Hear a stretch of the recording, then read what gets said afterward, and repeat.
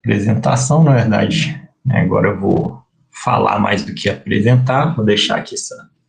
imagem bonita, né, só para ficar aqui de fundo, né? Agora eu vou entrar, então, na teoria, né, schumpeteriana, né, igual eu falei, né, trazendo um pouco mais para modernidade, mas nem tanto, porque o trabalho de Schumpeter é de 1911, né? Qual que foi a ideia dele, né? Explicar o desenvolvimento econômico, né, baseado, digamos, na tecnologia, né, e na ciência, né, ou na inovação, né, usando o termo mais preciso dele, né? E qual que foi a ideia dele, né? Digamos, ele tentou conciliar, né, um pouco o que já tinha de teoria econômica na época, né, que falava do sistema capitalista, né, do sistema econômico, né, tá num estado de equilíbrio entre oferta e demanda e etc., né, que seria a teoria econômica clássica, né? E ele falou o seguinte, falou, o sistema, na verdade, ele não está nesse equilíbrio, né, o tempo todo, né, porque tem alguma coisa, né, que, digamos, tira, né, perturba esse sistema, né, tira esse sistema do equilíbrio, né, e o que é isso que tira esse sistema capitalista do equilíbrio? É a inovação, né? E por que a inovação tira, né, esse sistema capitalista do equilíbrio, né? Porque quando o inovador, né, uma empresa, né, faz uma inovação, ou seja, desenvolve um produto que só ela consegue, né, só ela tem capacidade de produzir, mais ninguém, né, ela tem, né, um poder de monopólio, né, ele usa até um poder temporário de monopólio, né, ou seja, agora eu sou a empresa inovadora temporariamente ela é monopolista, por quê? Porque ela está produzindo um produto que só ela consegue, né, e, né, já é conhecido, né, na teoria clássica, e quando você tem esse monopólio, né, você não tem como ter equilíbrio, obviamente, porque quem, né, digamos, dita todas as regras é esse monopolista, né, e não é, digamos, o mercado, né, como um todo. Então, né, essa empresa inovadora que tem esse poder temporário de monopólio, ela consegue, por exemplo, cobrar um sobrepreço, né, usando o termo dele, ou seja, se só eu produzo, né, se só eu vou fazer, eu basicamente vou cobrar o preço que eu quiser, né, e na lógica capitalista, que o capitalista quer, basicamente, é o lucro, né, que é o D' maior. Então, uma forma de eu ter um D' maior é eu cobrar um preço maior por aquele produto, né, que eu estou desenvolvendo, que só eu consigo, né? Então, durante esse poder temporário de monopólio, né, a empresa inovadora consegue cobrar, né, o que eles chamam de sobrepreço e ter o superlucro, né? Ou seja, que esse lucro a mais que ele tem do que ele teria, né, se ele tivesse um ambiente, digamos, de concorrência entre várias empresas, né? Então, né, de novo, trazendo, né, essa questão da inovação, né, justamente por esse motor do que, né, faz girar o capitalismo, que é basicamente essa produção de, de novas mercadorias que valem um dinheiro maior do que elas valiam antes da transformação, né? Então, por isso que ele fala, ó, a inovação é uma coisa intrínseca ao sistema capitalista, né? E é essa inovação, então, que está fazendo com que nessas mudanças de potência hegemônica, né, estejam acontecendo, né? Por quê? Porque aí, quando teve a Revolução Industrial, né, que a Inglaterra conseguia produzir tecido com uma eficiência muito maior, né, ela tanto conseguiu produzir não só um M, digamos, né, muito mais M's, digamos, e muito mais mercadorias, né, mercadorias num volume muito maior, né, quanto também, né, digamos, agregar mais valor a essas mercadorias, né, porque eu conseguia produzir um volume muito maior, tinha ganhos de escala, então com isso eu conseguia produzir uma muito maior de mercadorias, né, e, de novo, que só eles conseguiam, então, de novo, produzindo superlucro, além de ter o superlucro, que é apropriado pelo capitalista, né, você tem um volume de produção de mercadorias muito grande, né, que é o que gera a riqueza, né, na sociedade capitalista, né, produzindo aquelas dinâmicas de aumento explosivo, no PIB dos países, né, que conseguiram, né, fazer, né, acompanhar, pelo menos, ou fazer ou acompanhar esses desenvolvimentos tecnológicos. Mas o Peter ia falar, mas esse poder de monopólio, ele é temporário, né, e por que ele é temporário? Né? Porque, né, essa empresa, né, que tinha concorrentes antes, né, podem surgir novas empresas nesse ambiente, né, que vão usar da própria tecnologia, né, e o conhecimento prévio dessas empresas, né, de novo, vai entrando na importância da ciência, né, nessa questão, né, e fazer talvez uma engenharia reversa ou começar um outro produto, digamos, do zero, mas tentar fazer um produto tão parecido quanto aquele produto que foi feito pela empresa inovadora original. Por quê? Porque o capitalista quer o lucro. Então, se ele vê uma outra empresa, né, um outro capitalista, né, ganhando muito dinheiro com essa inovação, ele fala, eu também quero uma parcela desse lucro, né, eu vou tentar fazer um produto, né, o mais parecido possível com aquele, para poder também, né, ter acesso, né, pelo menos ainda,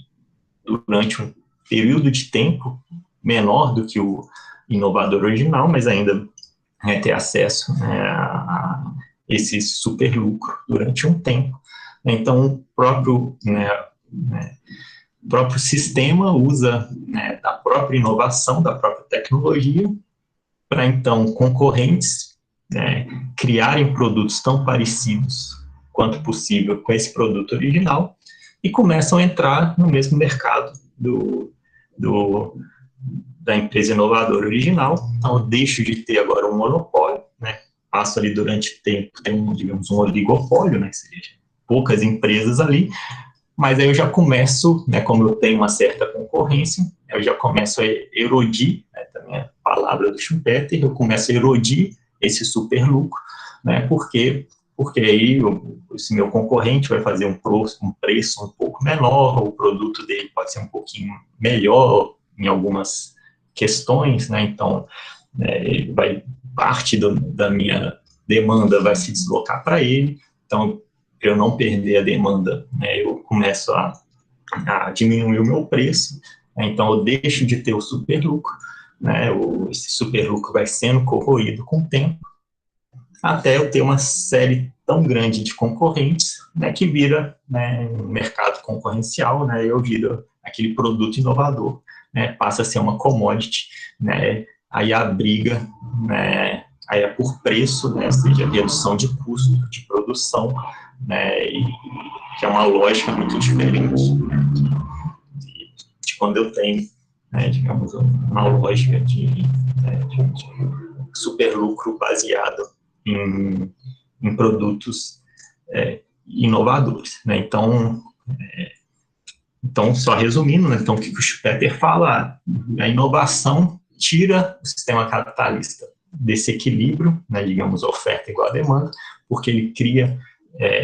esse poder temporário de monopólio que permite com que o capitalista, né, inovador, né, tenha um super lucro, mas, né, esse poder temporário, por quê? Porque esse sistema não está parado, né, é um sistema dinâmico, que está sempre evoluindo no tempo, então as outras empresas também vão querer esse super lucro, então, ou concorrentes, né, no mercado anterior, ou novas empresas vão ser criadas, né, para produzir produtos tão parecidos quanto possível com esse inovador, né, e a gente entrar de novo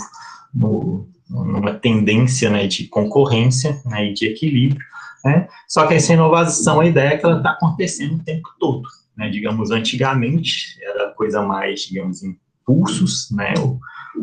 Schumpeter, né, discute um pouco até o porquê, né, essa coisa não é uma coisa contínua, né, você tem ondas, tem revoluções, né, não uma revolução, né, contínua, né, então, a gente quer que você precisa, né, ter toda uma base, né, um acúmulo de conhecimento, né, para desenvolver uma certa tecnologia, né, e principalmente comercializar essa tecnologia, esse novo produto, né, no país inteiro. Só citar aqui o exemplo da questão do motor a combustão, né, então, que foi uma das revoluções tecnológicas, Ou seja, além de todo conhecimento de forjar o aço para poder, digamos, fazer o motor em si, né, que já não é simples, né, eu tenho que ter combustível, não adianta eu ter motor, né, se eu não vender motor para o mundo inteiro, se eu não tenho como vender gasolina no mundo inteiro, né, para eu vender gasolina eu tenho que refinar o petróleo, eu tenho que transportar essa gasolina, né, eu tenho que saber refinar o petróleo, né, em todo lugar do mundo, que não adianta eu refinar só em um lugar, porque eu não vou conseguir distribuir isso para o mundo inteiro,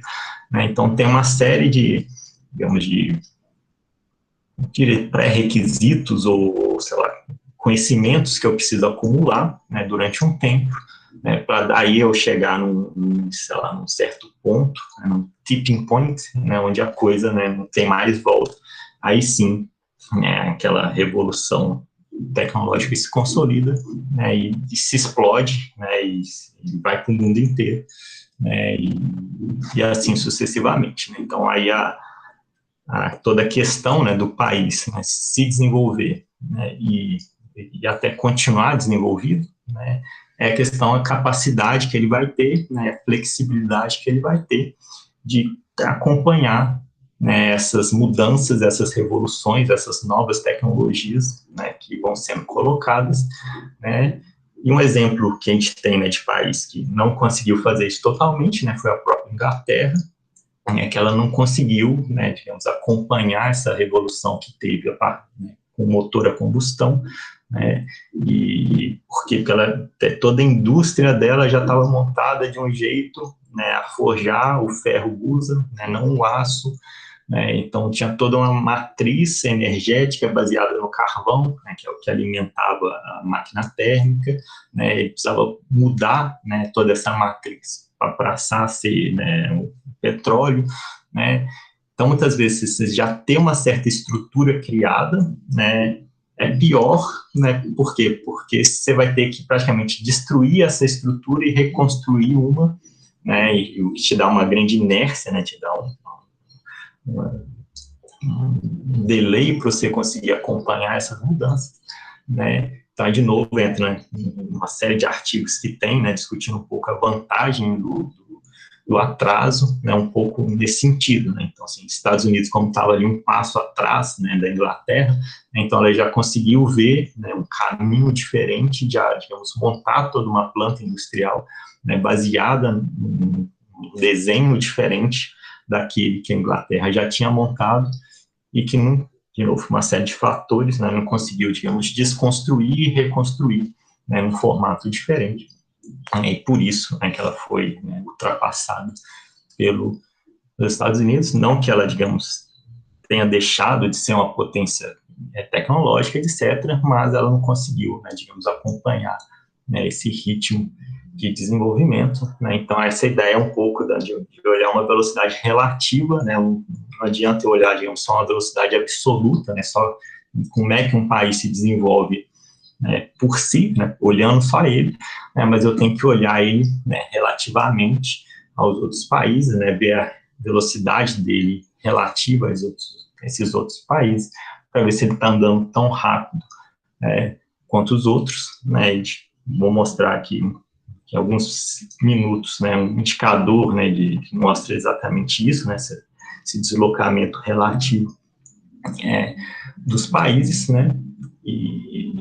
Mas antes, né, eu queria basicamente fazer duas coisas, né. Uma, ainda na teoria, né, do Schumpeter, né, mostrar um pouco, né, argumentar, né, um pouco, né, o quão, né, relacionada está essa ideia da inovação schumpeteriana com esse poder temporário de monopólio, né, com a questão que a gente tem hoje, né, mais moderna, que é a ideia da propriedade intelectual, né, da proteção, né, através de patentes, né, porque se olhar, digamos, juridicamente, né, o que uma patente, né, atribui a quem detém aquela patente é exatamente, né, esse poder temporário de monopólio, né, que é justamente, digamos, quase que uma quantificação, né, uma formalização, dessa inovação schumpeteriana, né, porque a empresa que detém uma patente, né, de uma certa tecnologia, de certo produto, né, só ele pode produzir, né, só ele pode comercializar, a não ser que ele permita, né, licencie explicitamente, tem direito de cobrar royalties por isso, etc. Então, assim, como se o superlucro dele viesse desse royalties, né, quando ele licencia, ou então ele vai produzir aquele produto que só ele pode, agora juridicamente falando, quando ele protege aquilo através de uma patente, e obviamente cobrar o preço que ele quiser, já que só ele consegue fazer, então ele pode cobrar o preço que ele quiser, basicamente. Então daí que surge nessa ideia de um pouco usar a própria patente como indicador de desenvolvimento tecnológico, de inovação, justamente pela semelhança que a gente tem entre esse instrumento jurídico, que é a patente, com a ideia da inovação schumpeteriana,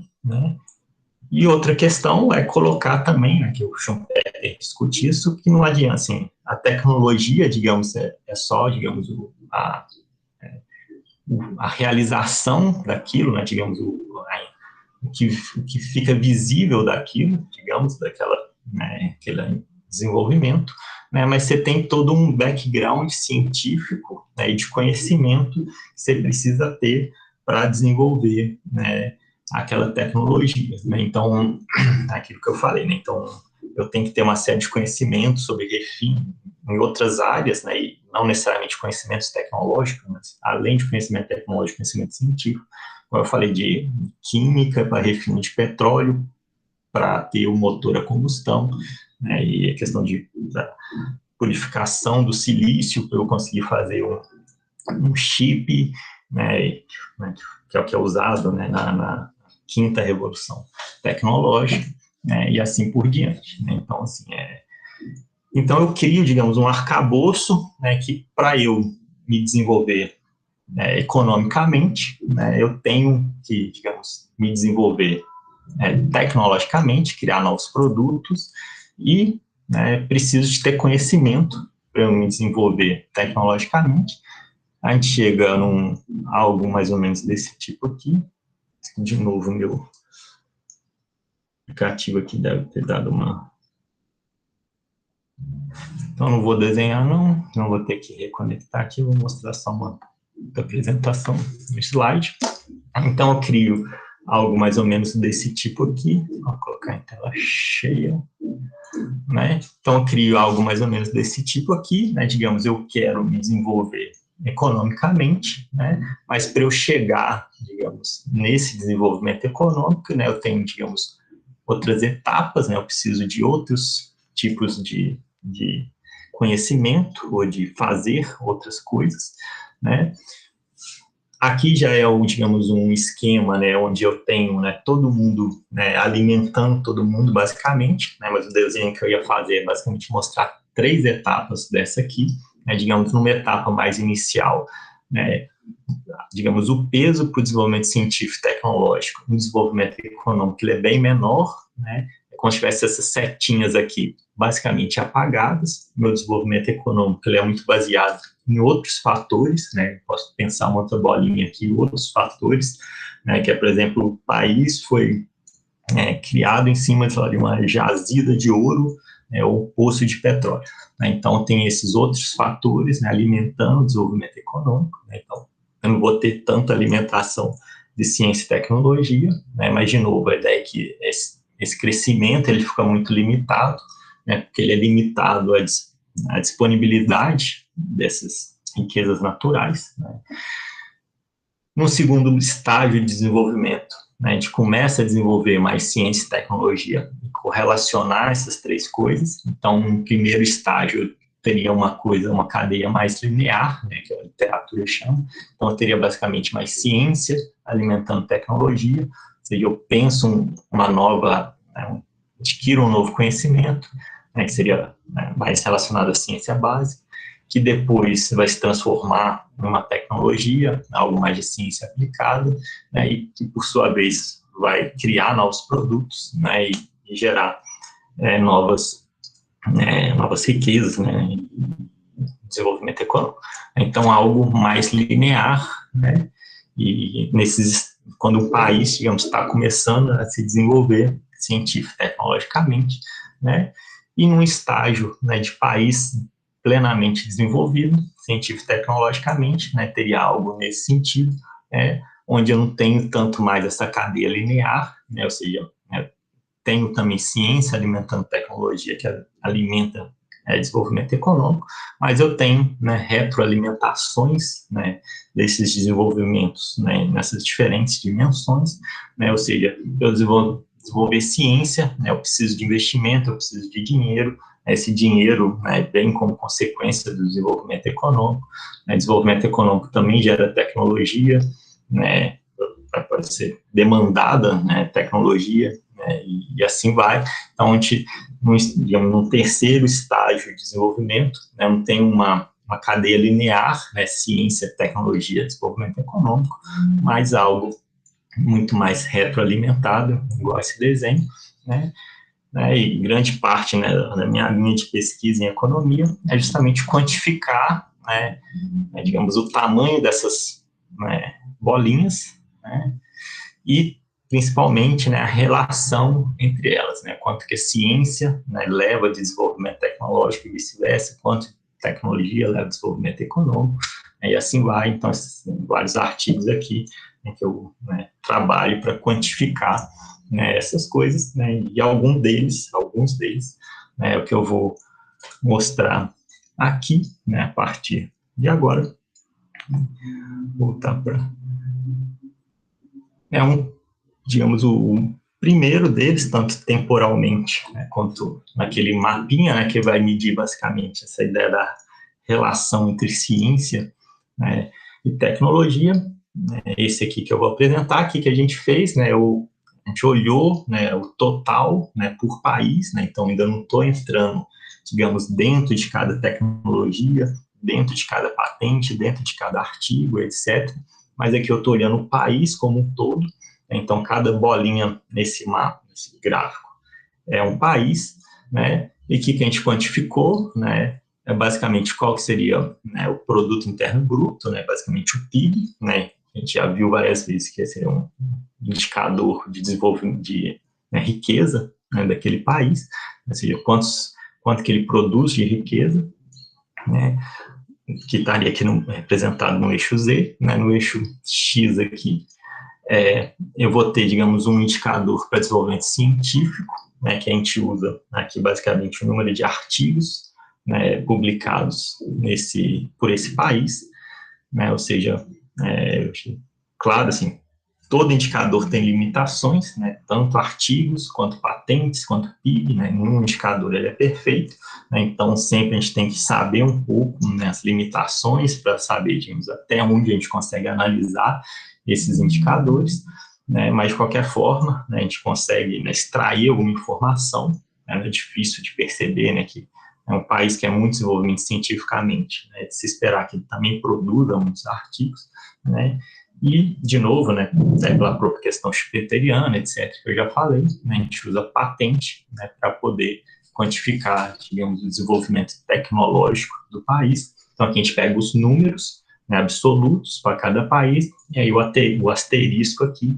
basicamente para falar que a gente está dividindo pelo tamanho daquele país, justamente que a gente quer ter a eficiência produtiva, né, ou seja, aquela questão, o quanto de riqueza está sendo adicionada por trabalhador ou por pessoa daquele país, né, ou seja, o quanto de ciência está sendo produzido, quanto de tecnologia, né, basicamente aqui é para a gente conseguir comparar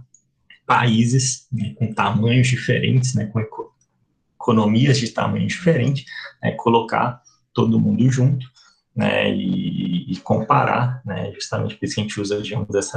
seria um pouco eficiência de produção de riqueza, né, eficiência de produção de artigos, eficiência de produção de tecnologia, né, e aqui claramente, né, você vê uma correlação, né, entre essas três dimensões, né, ou seja, à medida que, né, o país vai se desenvolvendo cientificamente, né, tendo mais artigos, ele também vai se desenvolvendo tecnologicamente, né, tendo mais patentes. Daqui a pouco eu vou mostrar um gráfico que é, digamos, a projeção desses pontos nesse plano XY, né, no plano horizontal aqui, e também, na medida que essas duas dimensões se desenvolvem, também você vê que a nuvem vai ficando mais alta, né, então você vai criando, aumentando a riqueza desses países, né? Então, te mostrando exatamente toda aquela, quantificando, né, aquela ideia, né, exatamente dessas três coisas andarem juntas, né, no sentido de terem uma correlação, né, entre elas, né? E agora, o que eu vou fazer? Eu vou focar mais na relação ciência, né, medido pelo número de artigos por milhão de habitantes, e tecnologia, medido por patentes por milhão de habitantes. Então, eu vou meio que projetar essa nuvem no meu plano XY, tem basicamente essa figura, né, e o que a gente faz é usar uma técnica que eu vi lá da física, de agrupamento de pontos no espaço. Então, assim, eu não olho aqui e falo, isso daqui é um grupo, isso daqui é outro grupo, isso daqui é outro grupo, né, onde os pontos estão com símbolos iguais, né, é o mesmo grupo de pontos, né, então tem técnicas, né, que fazem isso de forma, né, automatizada, digamos, e replicável, né, no olho, né. Então a gente aplicou, né, uma técnica dessa, né, identificou aqui basicamente 3 grupos, né, de pontos, né, que tem uma nuvem que está numa transição. Esse aqui é o dado mais recente, né, antes esse grupo de pontos aqui estava colado no grupo intermediário, né, agora descolou, aparentemente está, né, caminhando para fazer parte do grupo dos países mais desenvolvidos, né, mas a gente tem que esperar mais tempo para conseguir, né, ver se esse movimento vai se concluir, né. Mas voltando aqui, basicamente a gente vê 3 grupos, né, de pontos, né, um grupo de países que tem, né, muito pouca patente, muito pouco artigo, está, né, aqui embaixo, tanto no eixo X quanto no eixo Y, né. Se eu olho só esse grupo de pontos, né, você vai ver que a gente tem uma nuvem praticamente na horizontal, ou seja, não tem praticamente correlação entre, né, o número de artigos e o número de patentes, né. Então, esse daqui seria, né, os países que estão no estágio de desenvolvimento, né. Primeiro que eu falei ali, quando eu mostrei aquelas bolinhas, né, que é basicamente onde eu, né, não tenho praticamente relação nenhuma em desenvolvimento científico e tecnológico, né. Então, seriam os países ainda muito imaturos em desenvolvimento científico e tecnológico, né, e relação entre essas duas coisas. Um grupo intermediário, né, que já tem uma certa inclinação aqui, né, então você começa a ter uma certa correlação entre desenvolvimento científico e tecnológico, ou seja, à medida que eu vou produzindo mais artigo, eu também vou produzindo mais tecnologia, né, mas ainda essa inclinação não é tão grande, né. E, por fim, né, o grupo dos países mais desenvolvidos, né, que seriam as bolinhas aqui, né, basicamente aqui é Estados Unidos, Japão, Coreia e Oeste Europeu, né, e a Europa como um todo, né, e que são esses países mais desenvolvidos. Então, aqui claramente você já vê uma inclinação maior, né, ou seja, seria maior essa conversão de ciência em tecnologia, né, e, obviamente, por essa inclinação, né, a gente consegue mensurar esse tipo de coisa, né, e ver como é que essa relação está variando no tempo. Esse dado aqui é para 2014, tá? E a gente tem isso, né, desde 74, né, então a gente consegue mapear, digamos, esses movimentos, essas evoluções e ver, né, transições de países entre esses grupos. É o que eu vou mostrar aqui um pouco, né, que seria um mapa mostrando o movimento, né, de alguns países importantes, né. Aqui essa linha pontilhada é basicamente o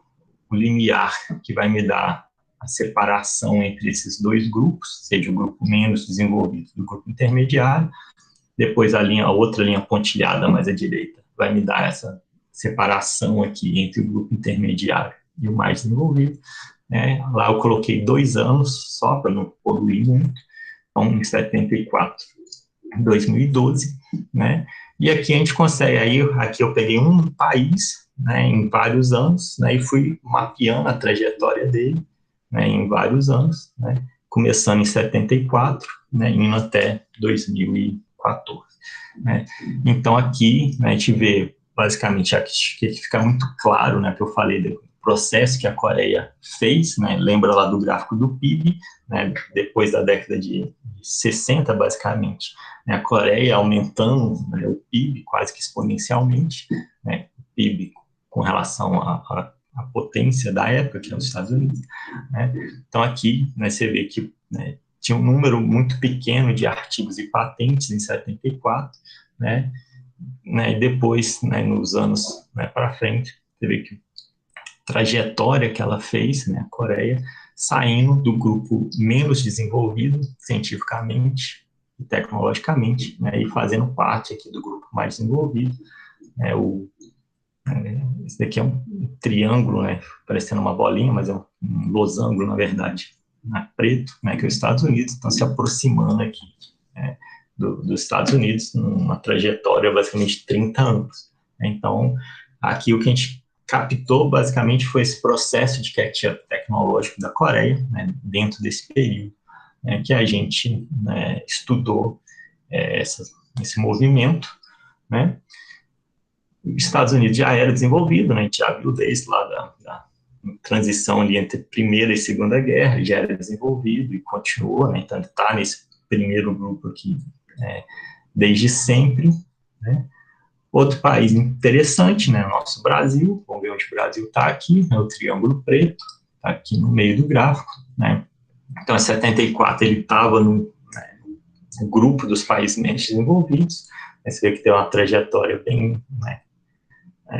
constante aqui, né, você vê que quase uma reta aqui entre esses 3 pontos, né, e depois aqui, né, tem uma mudança de inclinação, né, mas de qualquer forma, né, teve essa trajetória, né, e conseguiu, né, dentro desse período, sair desse estágio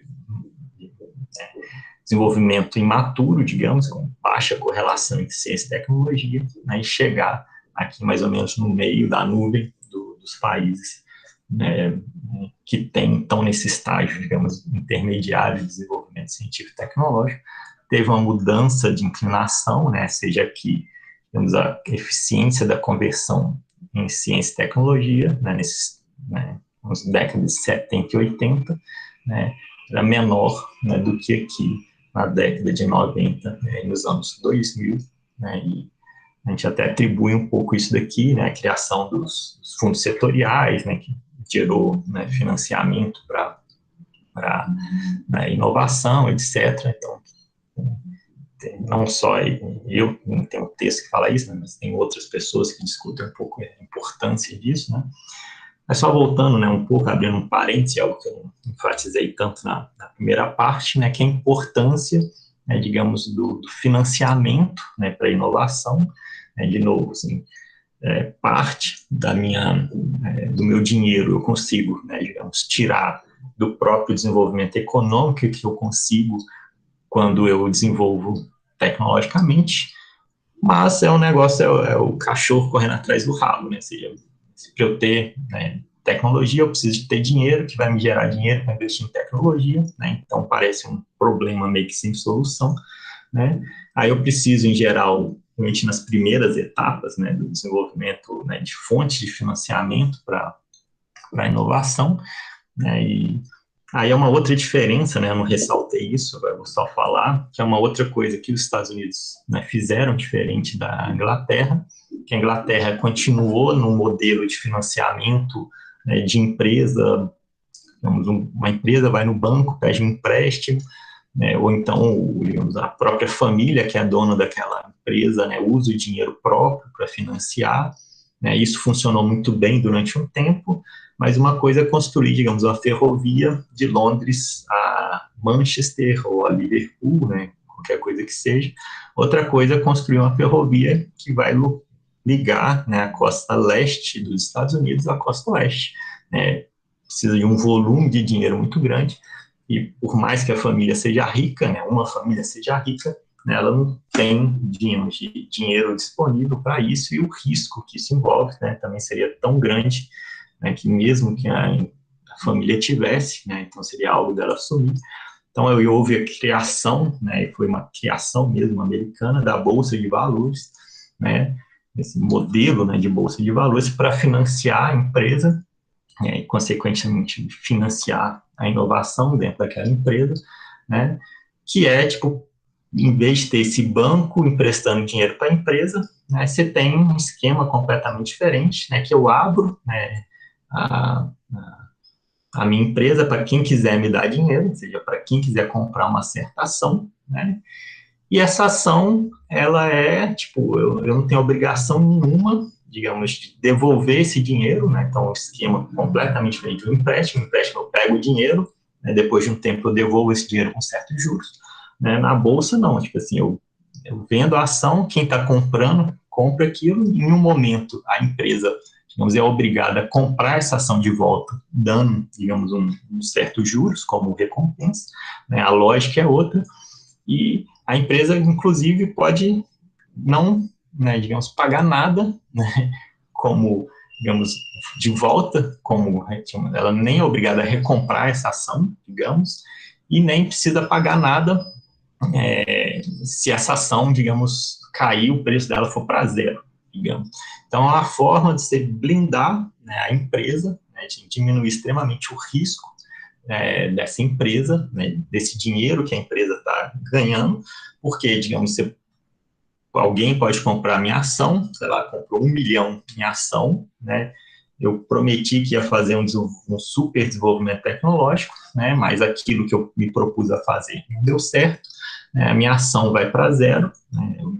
preço daquela ação vai para zero, aquele 1 milhão que a pessoa comprou em ação agora não vale nada. Né, então, basicamente, algo muito parecido com isso que aconteceu na quebra da Bolsa de 29, né, e justamente isso foi montado desse jeito, meio que, né, dada essa incerteza do desenvolvimento tecnológico, né, e o volume de dinheiro que precisava para fazer esse desenvolvimento, então, de certa forma, ia dar alguma, blindar, né, o capitalista, né, dessas incertezas, né, e então criou toda essa ideia de bolsa, né, só que em contrapartida, o risco de quem compra a ação é muito maior, né? Aquele que assume o risco daquele preço da ação, né? Ir para zero, né? Ou seja, não tem o dinheiro que ele pagou por aquilo virar poeira, né? Então, ele quer também, digamos, em compensação a esse risco maior, né? Ter um dinheiro maior, né? Como recompensa do que seria os juros pagos por um empréstimo bancário, né? Seria o equivalente do juros de empréstimo bancário, né? A ideia dele, então, eu vou vender a minha ação para uma outra pessoa, para uma outra empresa, né, num preço maior, né, e etc. Então, essa que é a lógica da, da Bolsa, né, e por isso que, em geral, também, né, digamos, o lucro que vem de ação, ele é maior do que, né, o lucro que você tem em um investimento bancário, né, porque o investimento bancário, né, em geral, está vinculado a empréstimo, etc., né, e a lógica da bolsa é outro, mas justamente falando, né, de novo, a importância, né, da a parte financeira, né, de investimento, né, para a inovação, daí que surge aquela ideia, né, o Wilson falou que a última apresentação, né, foi a ideia da tripla hélice, né, para o desenvolvimento, ou seja, então, muitas vezes a empresa, né, não faz todo esse processo sozinha, né, ou seja, né, na verdade, você tem um conjunto de instituições, né, que funcionam juntas, ou deveriam funcionar juntas, para isso acontecer. Né? Então, você tem tantas empresas, né, você tem instituições de financiamento, né, bancos e outros tipos, né, governamentais, etc. Aí você tem o próprio governo, né, fomentando isso, né, você tem a própria universidade como uma fonte também de conhecimento e de tecnologia, né, então meio que você tem que juntar essas três coisas, né, para fazer, né, esse desenvolvimento econômico, né, e aí que surge também a ideia dos sistemas nacionais de inovação, né, que seria, digamos, algo um pouco mais amplo do que a tripla hélice, né, que a gente vai olhar não só, né, temos essas três linhas, né, de governo, empresa e universidade, etc., mas olhar também todas as outras instituições, né, que, de certa forma, precisam estar ali atuando, né, nesse sentido, né, o próprio Metro, né, então, o Metro é seria uma importante instituição, né, do Sistema Nacional de Inovação brasileiro, nesse sentido de fomentar a inovação, né, pelas ações, né, pelas as tarefas que o metro executa. Então, aqui, basicamente, né, a gente vê essa relação ciência e tecnologia, olhando, digamos, o total da produção de cada país. Deixa eu ver a hora aqui. Não vou me alongar muito mais. Né, em outro trabalho, entrando, digamos, mais no detalhe, né, então a gente pegasse, né, cada bolinha dessa que é um país, e colocasse uma lupa. Então, agora eu vou entrar dentro da patente de cada país, né, não vou olhar só o total. Né, então, um outro trabalho, né, que é esse aqui, que a gente faz, a gente pega, né, os dados, né, os metadados das patentes, né, depositados no SPTO e processa, basicamente, esses metadados, né, para olhar, basicamente, através da classe tecnológica daquela patente, né, olhar qual que seria a área, né, converte isso numa classificação de área tecnológica, né, e as referências que são citadas dentro de patente artigos, né, que é uma patente, né, ela pode citar tanto outras patentes quanto artigos, né, no corpo da patente, né, e então, olhando, digamos, a área tecnológica daquela patente, a gente vê o domínio tecnológico, e olhando as citações a artigos, né, a gente lê qual seria a área científica daqueles artigos, então a gente consegue relacionar, né, quais áreas científicas estão sendo usadas para alimentar o desenvolvimento de quais, né, conhecimentos tecnológicos. Então a gente gera basicamente uma matriz, né, desse tipo aqui, deixa eu mostrar. É uma fotinho, né, de 3, né, exemplos de países, né, que estão naqueles, que é um exemplo de cada país que está num daqueles grupos, tá? Que os Estados Unidos, né, que está no grupo dos países mais desenvolvidos, científico e tecnologicamente, tem um número muito grande de artigos e de patentes, uma correlação muito grande entre eles, né? E aqui, quando eu vejo, né, então, agora no detalhe, quais áreas científicas, né, cada número desse aqui, né, representa uma área do conhecimento, só voltar aqui, né, alguns exemplos, né, de áreas científicas, aqui tem matemática, ciência dos materiais, engenharia eletrônica, toda a parte de computação está aqui dentro, em domínios tecnológicos, né, tem esses daqui, né, então são 27 áreas científicas e 30 domínios tecnológicos, que, né, gera matrizes desse tipo, onde em cada, né, linha aqui, digamos, cada linha nesse eixo X, digamos, é a área científica, né, cada linha aqui no eixo Y é a área tecnológica, então, quando eu pego um certo, né, ponto nessa matriz, né, eu tenho essa relação, né, dessa dada área científica, o quanto que ela está alimentando essa área tecnológica, né, e essa altura aqui que vai me dar essa intensidade de interação, basicamente quantas patentes, né, que citaram artigos nessa dada área tecnológica e, né, e foram classificadas, né, nesse domínio tecnológico. Então, aqui você vê uma matriz praticamente toda preenchida, né, vários, né, áreas, praticamente todas as áreas científicas estão sendo usadas para alimentar áreas tecnológicas, né, conhecimentos tecnológicos, né, a escala de interação aqui é absurdamente grande, né, chegou em 100 mil, né, esse pico aqui é basicamente a tecnologia da informação, tanto em área tecnológica quanto em área científica. Então, aqui o exemplo de um país, né, totalmente desenvolvido científico tecnologicamente, o Brasil, que está no grupo intermediário, você vê que tem, né, uma série de, né, onde está branco aqui no mapa é porque não teve interação, né, então tem algumas ilhas de interação, mas ela não é tão generalizada. Esse pico aqui está relacionado basicamente à Petrobras, né, coisa de engenharia de materiais, etc. Né, esse principal, esse outro aqui menorzinho é a coisa da Embrapa, né, e patentes relacionadas à agricultura e coisa de alimentos, né, e aqui um país, né, um exemplo de país do grupo menos desenvolvido, né, que você vê que praticamente não tem interação, né, entre áreas científicas e áreas tecnológicas. Então, aqui né, exemplo de cada, para a gente visualmente perceber, né, como é que essa ciência e tecnologia, né, interage de forma diferente em cada um desses países. Para mostrar a evolução, deixa eu ver se tem dos Estados Unidos. Os Estados Unidos, né, ele movimentou, porque aqui a gente vê uma mudança de paradigma, tecnológico, né? Então, aqui vocês puderem ver, né, agora esse pico, né, que está aqui, né, ele está nessa posição assim, quase 10 em tecnologia e 5 aqui, basicamente, em ciência. Esse pico aqui está relacionado à química, né, inorgânica, né, que é basicamente a farmacêutica tradicional. Então, aqui seriam as patentes relacionadas a medicamentos farmacêuticos tradicionais, né, não biológicos, né, e esse pico você vai ver que se mantém, né, durante muito tempo, né, muitas áreas aqui sem interação, né, a gente vai ver que à medida que o tempo vai passando, né, vai preenchendo nessas áreas, né, com interação entre áreas científicas e tecnológicas. Essas áreas, né, com número mais baixo, em geral, é relacionada à engenharia, e essas com número mais alto, em geral, é relacionada a ciências da vida. E, né, em 1990 já tem a matriz praticamente toda preenchida, né, mas o pico aqui continua na mesma posição. Né.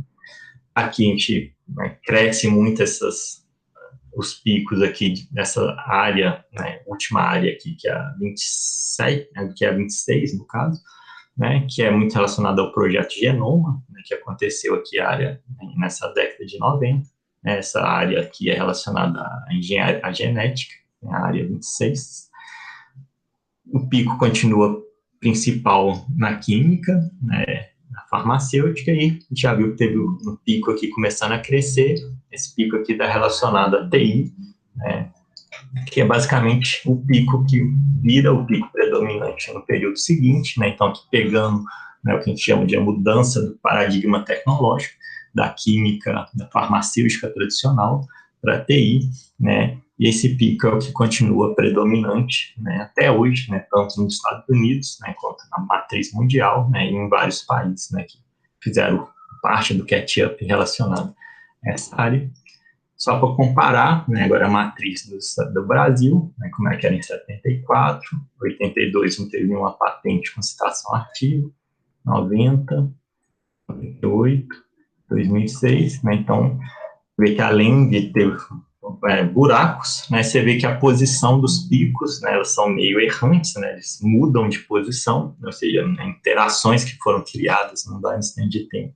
elas vão mudando, né, elas deixam de existir, né, passa a existir em outra área, né, você não tem uma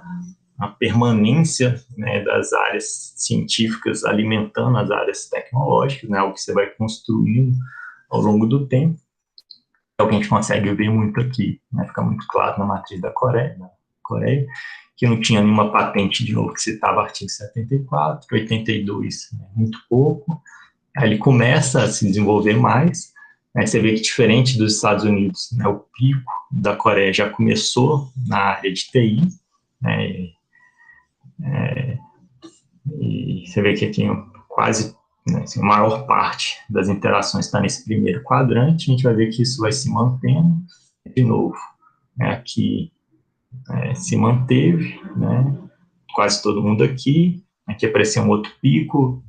na mesma ordem aqui da TI, aí depois, né, a parte de TI continua, né, e de qualquer forma, esse primeiro quadrante aqui é sempre mais envolvido. Então, assim, isso mostra um pouco, digamos, o foco que a Coreia teve no processo de catch-up deles, né, que foi desde o início, né, muito baseado na área de TI, né, e você vê, digamos, o formato, digamos, a distribuição desses picos, né, não muda tanto, né, então, essas interações que são formadas entre ciência e tecnologia, elas se mantêm também ao longo do tempo, né, e depois a gente cria uma série de indicadores aqui para poder, né, medir esse tipo de interação, né, esse tipo de estrutura, né, que a gente mede através do índice de correlação, né, entre uma matriz num dado instante de tempo e um outro dado instante de tempo, né. Aqui, só para finalizar, mostrar aqui um trabalho um pouco mais recente, né, que é naquele primeiro, digamos, a gente mede um pouco mais a interação entre ciência e tecnologia, né, agora a gente vai medir um pouco mais ao focado, né, em tecnologia, né, a gente usa uma outra base, né, que é a base de marcas registradas, né? Então, a gente poderia pensar a tecnologia, né, relacionada mais a patentes, né? Mas aí depois, digamos, essas patentes geram produtos que antes de ser comercializados, né, e né, ou gerar um novo produto no mercado, né, eles vão ser de alguma forma registrados, né, através de uma marca, né, então o que a gente vai ver aqui estaria algo mais relacionado nessa transição, né, tecnologia, né, desenvolvimento econômico, uma transição entre patente e novos produtos, né, então a gente pega uma outra fonte, né, que é a fonte de marcas, registrados no SPTO, que é o escritório americano, né, e faz uma análise, né, dessas marcas, a evolução dela, essas marcas no tempo, de novo, mostrar como é que isso vai ressaltando períodos de desenvolvimento diferentes, né, na evolução disso. Né. Aqui a questão entre as guerras, né, um pouco a estagnação, porque estava Estados Unidos, né, e Europa toda brigando, né, então né, teve uma estagnação porque todo o foco estava na guerra, né, de novo, aí depois da guerra, a gente já tinha visto esse desenvolvimento grande através do PIB, né, um pico no PIB dos Estados Unidos, né, para poder, né, como consequência, né, da desenvolvimento pós-guerra dos Estados Unidos, você vê que aqui também aparece, né, em marcas, né, esse pico, né, em rede, seja aquelas tecnologias que foram desenvolvidas durante a guerra ou no pós-guerra, né, agora virando produtos para serem comercializados, para gerar aquele aumento, né, no PIB, né. Depois teve uma estagnação nos Estados Unidos, e depois, né, a questão digamos, era de ouro, né, digamos, do desenvolvimento econômico americano, né, com a grande participação da indústria de alta tecnologia, né, então uma taxa de crescimento muito grande, né, aqui, né, seja, antes eu tinha uma taxa grande, depois eu tive certa estagnação, né, depois, né, eu voltei a ter uma certa taxa muito grande de desenvolvimento. Então, de novo, a gente consegue meio que relacionar esses movimentos de inovação, tecnologia, né, que a gente está medindo aqui com marcas, né, com esses movimentos históricos, né. É aqui só mostrar um pouco, né, que comparar os países. Deixa eu mostrar aqui por fim. Isso aqui, aqui vendo, né, nesse mapa de marcas, né, como é que estão a participação dos países, né, então a gente consegue ver quais países têm um número maior de registros de marcas, etc., como, de novo, um indicador parecido com aquele de número de patentes que são registradas, né, mas aqui traz uma informação um pouco mais diferente, né, que é a informação muito mais relacionada ao produto, né, o passo mais final lá, né. E aqui, né, só falando por alto, qual que é a diferença que a gente tem, né, com os dados de marcas, de patentes em geral, que em marcas, né, países menos desenvolvidos, né, ganham, né, posição relativa, né, e aí um pouco a explicação, né, de o porquê, né, que isso acontece, é basicamente porque a marca, né, ela é usada também para proteger, digamos, inovações incrementais, né, não tem muito nessa discussão, né, qual seria a diferença de uma inovação incremental de uma inovação, né, radical ou disruptiva, né, usando o termo lá do Schumpeter. Seria uma inovação radical é aquela que é, digamos, completamente diferente, né, o produto que é gerado é completamente diferente do que já existia, né, que é bem na lógica de inovação schumpeteriana, né, que gera o superlucro, etc. Uma inovação incremental está muito mais por pequenas alterações de produtos que a gente já tinha, né, então, que eu não vou ter isso, por exemplo, essa inovação, como esse produto, como já é parecido com algo que tinha, isso não atende os requisitos de patenteabilidade, então não consigo registrar uma patente para aquilo, mas, né, de qualquer forma, é um produto diferente do que eu já tinha, então eu consigo, de alguma forma, proteger isso, né, através de uma marca. Então, muitas vezes, a gente pega inovações incrementais, né, olhando marcas, né, que a gente não pega olhando patentes, né, e a gente sabe também que a maior parte das inovações em países não tão desenvolvidos científico e tecnologicamente são inovações incrementais. Então, usando esse indicador, né, a gente consegue, né, medir melhor, né, inovação incremental e, consequentemente, movimentos de países, né, em desenvolvimento, né, do que quando a gente olha patentes que estão muito mais, né, mensurando o desenvolvimento de inovações, né, radicais, né.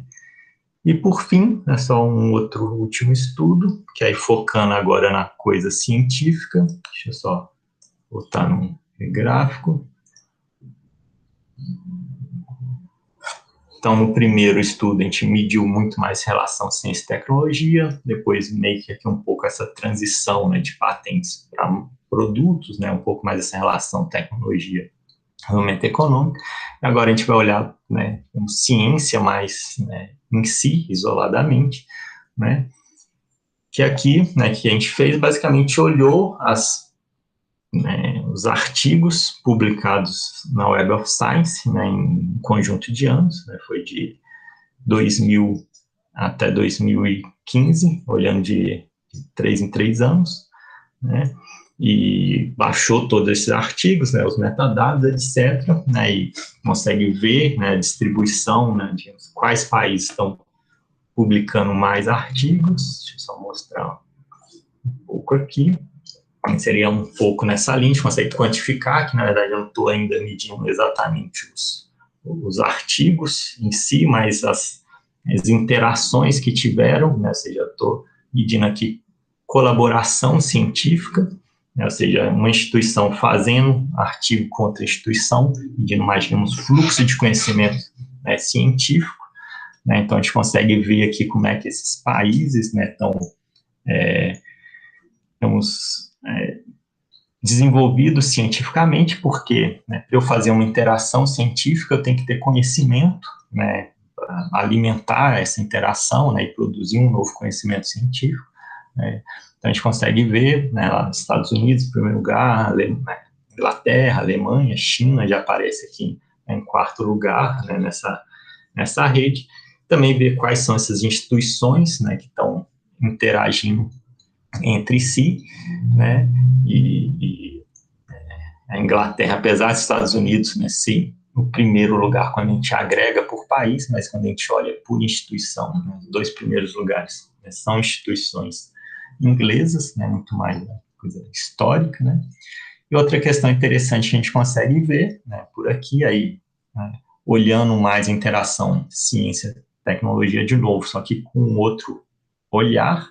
né, é o que a gente faz aqui, né, que é basicamente, né, como eu olho quem é a instituição do autor, né, que foi um pouco essa tabela, né, agora eu vou pegar essa instituição, né, que eu sei o nome dela, e classificá-la por tipo, né, através do nome, né. RI quer dizer Research Institute, né, ou seja, eu estou olhando uma instituição de pesquisa, né, então aqui eu estou olhando uma instituição de pesquisa interagindo com outra instituição de pesquisa, né, ou seja, elas são coautoras no mesmo artigo, né, que é a grande maioria, etc., é preponderante, mas a gente também tem uma parcela significativa, né, de novo, aqui é artigo científico, né, não é patente. Então, num artigo científico, eu ter uma instituição de pesquisa, né, uma universidade, ou que seja, ou qualquer outra instituição de pesquisa, fazendo uma coautoria em um artigo científico com uma firma, né, ou seja, aqui claramente um fluxo de conhecimento, né, entre, né, fluxo de conhecimento científico, né, fluindo, né, entre uma universidade, ou de forma geral, uma instituição de pesquisa, né, e uma firma. E a gente viu também, né, interações, né, dentro de um artigo científico, né, 2 firmas, né, como sendo as autoras dos artigos científicos, né, e também fluxo de conhecimento científico, né, entre uma firma, né, e a outra, né, então a gente consegue também mapear, né, gerar redes de quais são essas instituições, né, onde que elas estão no espaço, quem que elas são, e também, né, de alguma forma, quantificar, né, esses fluxos, né, comparando com o total, etc., né, voltando, né, a última vez agora nessa figurinha, né, de novo, a gente volta a medir um pouco mais, né, essa interação entre ciência e tecnologia, só que agora, né, no olhar da ciência, né, não no olhar tanto da tecnologia, igual a gente vê pelas matrizes, né, e obviamente, né, cada indicador desse que a gente cria e analisa, né, vai dar uma foto, né, diferente, né, vai nos dar uma leitura diferente, né, e para entender, né, desenvolver o Sistema Nacional de Inovação de um país como um todo, o, né, desenvolvimento econômico do país como um todo, a ideia é montar, né, um quebra-cabeça, né, a partir dessas várias fotos, né, e ter uma análise, digamos, mais geral, mais completa, né, e conseguir entender, né, por que alguns países, né, conseguem fazer essa transição, né, de um país em desenvolvimento científico e tecnológico para um país desenvolvido, né, e outros países não, né, eles continuam, né, meio que parados, né, derrapando, né, dentro da economia tem um termo, né, para isso, né, que é a armadilha da renda média, então os países que ficam presos na armadilha da renda média, é só mostrar isso, digamos, essa armadilha nesse mapa aqui, esse gráfico, é o último que eu vou mostrar. É algo que a gente consegue ver aqui claramente que aconteceu com a África do Sul. Se você olha a África do Sul, né, essa trajetória aqui, né, ou seja, em 74 ela estava já no grupo intermediário, né, à frente do Brasil, né, bem à frente do Brasil, bem à frente da própria Coreia do Sul, né, então era um país que, né, comparado com esses, né, com o que a gente tem hoje, né, era um país desenvolvido, né, científico, tecnologicamente, em 74, né, mas você vê a trajetória que ela foi, que a África do Sul foi seguindo, né, você diminuiu a altura aqui no eixo Y, ou seja, diminuiu, né, a produção tecnológica, né, e o tamanho do passo aqui no eixo X foi pequeno, ou seja, teve um aumento pequeno na produção, né, científica, né, de modo que, né, ele, apesar de estar andando um pouco para frente, né, ele ainda foi engolido por os outros países, né, o próprio Brasil, né, que está em produção científica, passou a África do Sul, né, tecnológica, se a África do Sul continuar nessa tendência, o Brasil logo já passa, né, então aquilo que eu falei, né, não adianta o país andar, né, você tem que ver só a velocidade, digamos, absoluta, né, do país, né, tem que olhar a velocidade relativa dele, né, com outros países, né, porque apesar dele estar andando, né, ele pode estar sendo engolido, né, por outros países, né, sendo ultrapassado, né, por outros países, né, porque na verdade a velocidade relativa dele, né, que tem que ser maior, né, do que esses outros países. É daí que veio, né, o título, né, esse artigo, né, que é a ideia do efeito, né, da rainha de copas, né, a alusão lá a Alice, né, justamente quando ela está lá na esteira, né, ela fica correndo em cima da esteira, aí ela fala, eu corro, mas não saio do lugar, né, e a rainha vira e fala para ela, mas aqui é diferente, aqui para você sair do lugar, você tem que correr, né, 2 vezes mais rápido. Né, então, é um pouco essa ideia, né, que a gente tem para o desenvolvimento científico e tecnológico. Então, é isso que eu tinha preparado. Wilson, por favor, agora você pode assumir, né? Obrigado a todos pela atenção, pela presença, sobreviveram até aqui, foi mais de 2 horas de apresentação, e, né, o Wilson vai gerenciar aí a parte das perguntas.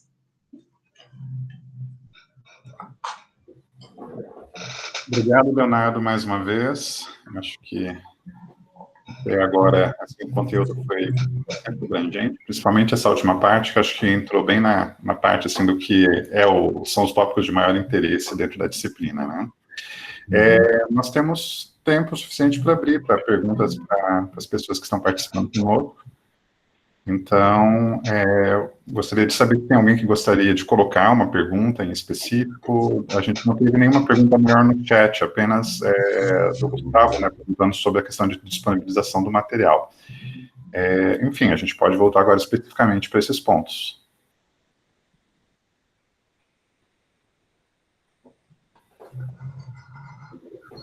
Acho que o pessoal ficou tímido, Léo, porque... Acho que assim, é sempre uma dúvida o que acontece nesses momentos, né? Eu não fui claro o suficiente, ninguém entendeu nada, não consegue nem fazer a pergunta, ou se eu fui tão claro assim que ninguém tem dúvida sobre nada. Então, ficará sempre uma incógnita sobre isso. Pessoal, se vocês quiserem mandar a pergunta por chat, ou se vocês quiserem fazer por áudio também, fique à vontade.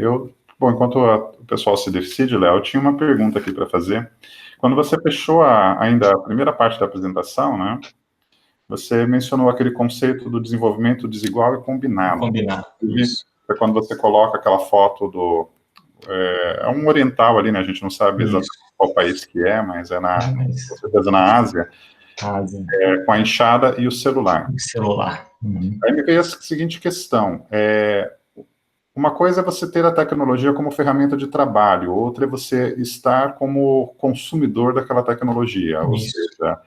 determinadas tecnologias eu entendo que você usa realmente para produção, outra você usa para dar dinheiro a quem provê essa tecnologia. No caso da foto, eu fiquei com essa sensação, ou seja, ele não tem uma tecnologia própria de trabalho, mas ele é mais um no grupo de massa que consome uma tecnologia que se converte num serviço, que no caso é a parte da telefonia. Isso de fato ocorre? Tem essa diferença na questão do uso da tecnologia para produção e do uso da tecnologia simplesmente para consumo de massa, ou não? Não, sim, aí de novo, aí depende do estágio de desenvolvimento daquele país que está recebendo a tecnologia, né? Então, vamos supor, naquele caso ali, pode ser que a pessoa não tenha digamos, não tenha outras tecnologias associadas, digamos, para conseguir usar aquilo como um instrumento de trabalho, digamos. Então, ele vai simplesmente consumir, né? De novo, aí o que você falou é muito forte, né? Ressaltando isso, o país que apropria dos ganhos da tecnologia, não o país que está consumindo a tecnologia, né? Por isso você tem a concentração de riqueza em alguns países, etc. Né? Mas você poderia pensar, digamos, algo, né? Um país que já tenha outras tecnologias que consiga pegar esse celular, sei lá, colocar num caminhão, né, num trator, né, e usar, né, digamos, o GPS ou informações vindas desse celular para mapear onde que ele tem que, né, arar e fazer. Então, aí seria um pouco mais no sentido que você falou, digamos, eu conseguir, de alguma forma, aproveitar essa tecnologia no meu modo de produção. Mas, de novo, isso depende muito mais do estágio de desenvolvimento que o país já está, né? E se ele vai conseguir fazer isso ou não, ou se vai continuar até essas tecnologias de produção, ele vai continuar comprando de fora e simplesmente usando, né? Comprando um trator gigantesco com piloto automático, GPS, que colhe soja em não sei quantas linhas diferentes e etc., né, mas que não é produzido aqui, né, é só comprado, etc. Então, por isso, assim, de novo, esse impacto que chega nos países, né, que recebem a tecnologia, é muito grande, né, e é um problema, entre aspas, para o país, porque ele vai ter que lidar com aquilo, né, de novo, assim, um caso, assim, muito real disso, né, e que tem consequências até hoje, é justamente o que aconteceu na Índia, né, e na própria China, com a Revolução Industrial Inglesa da indústria têxtil, né, porque naquela época, antes da Revolução Industrial, né, a China e a Índia eram as grandes detentoras de conhecimento, né, e de comércio de produtos têxteis, né, historicamente a gente sabe disso, né. Tanto que grande parte do aprendizado de como produzir o tecido, como fazer o fio, né, os ingleses aprenderam, né, com os indianos quando chegaram lá, né, mas aí, né, quando a Inglaterra se desenvolveu, né, conseguiu produzir aquilo num custo bem menor, em volumes muito grandes, de forma mais eficiente, etc., basicamente dizimou essa indústria que tinha na Índia, né, que agora que está se recuperando a indústria têxtil, né, e tem se desenvolvido em outras áreas, né, que é mais a parte de tecnologia da informação e farmacêutica, né, a Índia, né, e a China depois se desenvolveu por outros motivos. Mas o impacto, digamos, dessa onda, né, ficou por muitos anos, né, e a questão é que vem onda atrás de onda, né, a gente já talvez esteja, né, prestes a ter uma outra revolução tecnológica, né, a sexta, que tem discussões em artigos de qual vai ser, né, muita gente falando que é a parte da inteligência artificial, que já talvez, né, seja a revolução industrial, a tecnológica, desculpa, com um país líder, né, que não digamos, desses tradicionais, né, provavelmente, né, se for essa revolução tecnológica, já seja a China, né, o país líder, né, e isso provavelmente se acelerou com a pandemia. Não sei se vai virar uma revolução tecnológica, mas o desenvolvimento de inteligência artificial se acelerou com a pandemia, né? E tem outros estudos que falam que não, que a próxima revolução industrial vai ser baseada na nanotecnologia e etc. Né? Então, só o tempo dirá, né? E de novo, assim, então, muitas vezes o país mal conseguiu assimilar, né, e produzir aquelas tecnologias, né, da onda anterior, e de repente já vem outra onda, e agora eu não produzo nem celular, né, também não vou produzir, sei lá, nanocoisas, e também não vou produzir softwares com inteligência artificial, né, vou continuar comprando lá de fora, né, e toda a apropriação, né, ou seja, a riqueza gerada por essas tecnologias, né, vai ficar, né, concentrada nos países que a desenvolveram.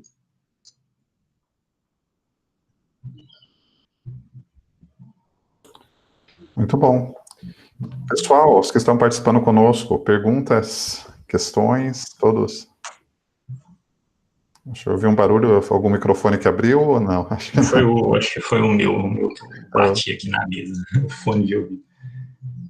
Bom, eu tenho mais uma pergunta aqui que eu tinha anotado também para você. Eu vou fazer, depois, de repente... vai batendo um papo, então. Você falou de um aspecto interessante, que é relacionado ao que a tecnologia faz em termos de prover, por um determinado período, um certo monopólio. Né? Ou seja, uma patente, exato, aí por um determinado tempo eu detenho aquela tecnologia, eu faço aquele produto e meus concorrentes ficam atrás até aparecer um produto que possa competir com o meu. Isso. Eu entendo que, além da questão do produto, você tenha também a mesma relação voltada na forma de produção, ou seja, eu não estou fazendo um produto novo, mas eu estou fazendo um produto de forma tão rápida e barata que o meu concorrente, ele consegue fazer igual, mas não no mesmo tempo nem pelo mesmo custo. Isso. E, nesse caso, eu atinjo um monopólio, digamos assim, por característica de produção mesmo. Né, isso, por mercado, né, por demanda, né? Exato. Exatamente foi o que aconteceu com a questão dos EPIs agora durante o Covid, né, a pandemia do Covid. Praticamente no mundo todo só a China produzia, porque ninguém conseguia produzir tão rápido e tão barato quanto a China. Então, as pessoas se acomodaram, né, o mundo se acomodou com esse cenário. A China produz para a gente precisando compra deles. É melhor do que eu ter uma indústria local produzindo. Exatamente, sim. E foi uma da quebra de perna da maior parte dos países, porque no meio da pandemia, a China, o que ela produzia ficou para o mercado interno, e praticamente não só no Brasil, mas no mundo todo, começou a haver um canibalismo para adquirir os produtos. Dentro da questão da inovação, ou até mesmo de estratégias de inovação, como que se gerencia esse tipo de situação que a gente vivenciou agora durante a pandemia? Então, assim, teoricamente, né, seria como, né, assim, não concentrar 90% da indústria mundial no país. Assim, não tem jeito, porque, né, se acontecer, digamos, uma segunda onda, ou, sei lá, uma segunda, mais uma, não segunda, que já tiveram várias, mais alguma pandemia, se 90% da indústria mundial tiver num país, é esse país que vai, né, conseguir continuar produzindo, né? Porque você não tem indústria. Né? Aí, nesse caso, é um problema um pouco mais grave, né? Tem a ver com o que você falou também de velocidade de produção,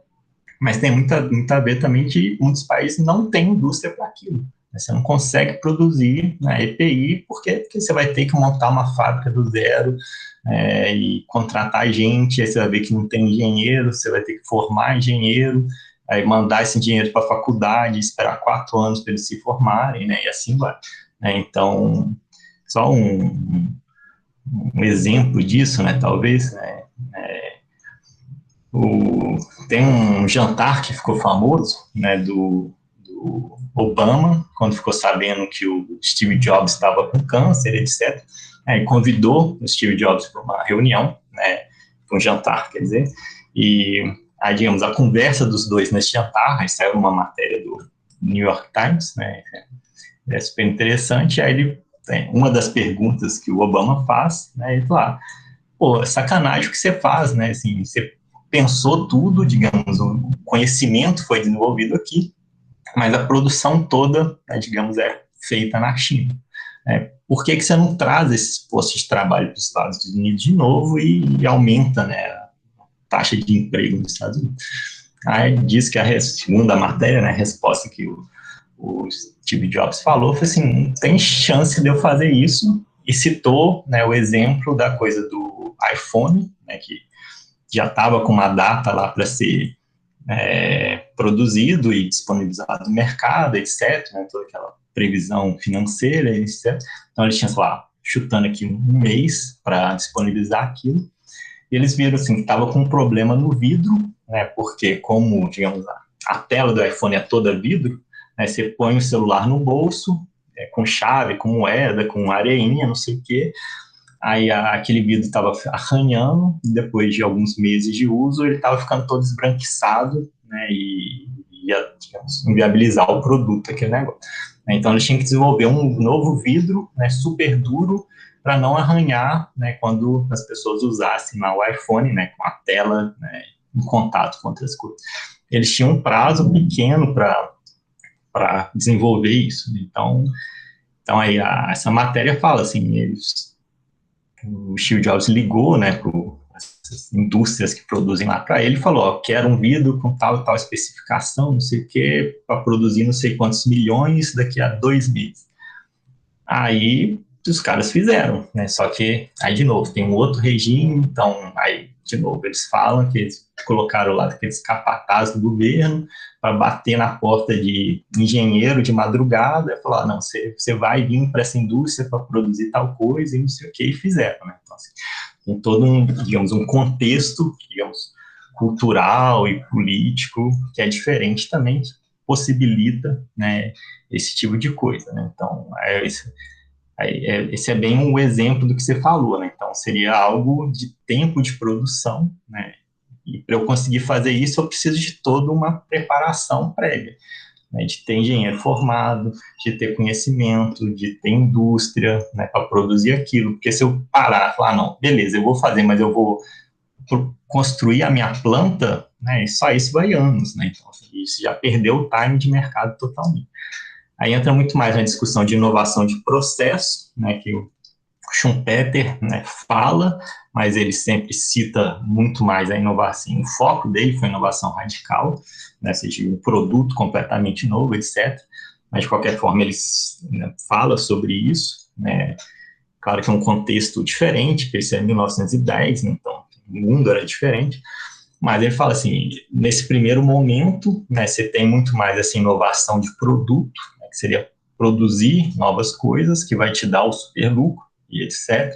Mas, no segundo momento, quando você começa a ter essa concorrência, aí o que você falou está certíssimo, aí o que importa mais é a briga por preço. Aí eu posso usar também a tecnologia na briga por preço, reduzindo o custo de produção ou o tempo de produção, né, que você citou. Mas, de novo, eu preciso também de tecnologia para fazer isso, né? Eu preciso também de conhecimento científico, eu preciso também de conhecimento tecnológico para fazer isso. Então, ele divide um pouco, né, essas duas classes, inovação de produto e de processo. Né, de produto seria mais usada nessa, para gerar o poder temporário de monopólio, né, e a inovação de processo, ou inovação incremental também de produto, né, que a gente está medindo depois mais com marcas, né, seria mais usada depois na briga, né, por preço, né, no segundo momento, onde o superlucro já foi corroído.